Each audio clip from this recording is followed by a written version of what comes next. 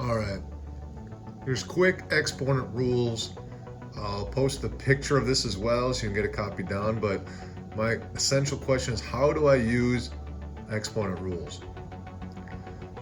This is the stuff that would have been in your group project. We're going to quick review it here. Your product rule. You multiply two bases that are the same. Basically, you're adding your exponents. So if my bases are both x and I have exponents of m and n, x to the mth power times x to the nth power equals x to the m plus nth power. So I do have an example here for you. A little bit more complex, but x squared y times x cubed y to the fourth. So if I were to write this out, all my baby steps here, I have x to the 2 plus 3 power and y to the 1 plus 4, which gives me x to the fifth, y to the fifth. Quotient rule.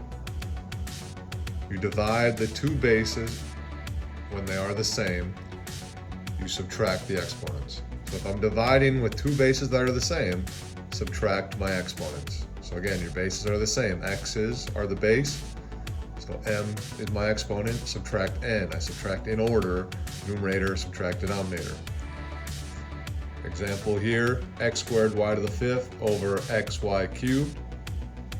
I'm going to do my 2 minus 1, so x to the 2 minus 1 power, 5 minus 3, y to the 5 minus 3 will be x, and then y squared.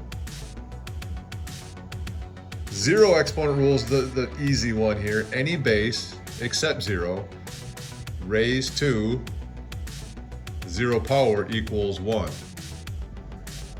So x to the 0 power equals 1 as long as x is not 0. Example here is you have something like 7a cubed b to the negative 1.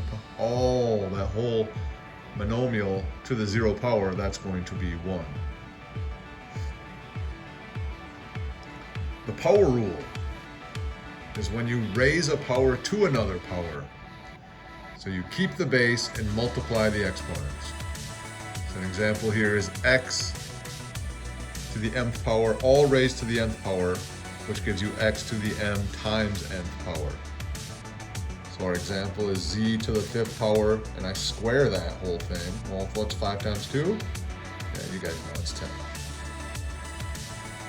And then this expanded power rule, where if I have xy to the mth power, I can basically distribute that exponent. Both of those bases within the parentheses, x and y, will get raised to the nth power. So an example of that is 6x cubed. Just remember that it's 6 to the first power. So distribute the 2, gives me 6 squared. The x cubed is going to be then squared. 6 squared, I can simplify to 36, and since I now have x cubed to the second power, 3 times 2 is 6, so it's 36 x to the 6th power. I can also do that when I have a rational base or bases that are divided, fractional, x over y to the mth power, so I can distribute that exponent of m to both the numerator base x and the denominator base y. So you get x to the m over y to the m. My example, 2x over 3y squared. Again, you're going to distribute that cube to every single base.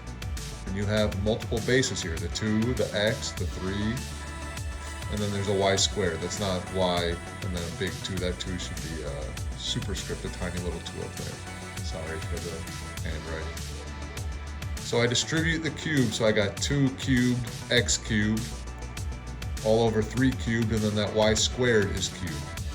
And then just cube everything. 2 cubed is 8, x cubed is exactly that, 3 cubed is 27, and y squared, when I cube that, that's your power rule, 2 times 3 is 6. You end up with 8x cubed over 27y to the 6th.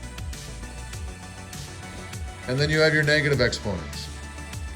So if I have something like x to the negative nth power, that's the same as 1 over x to the n.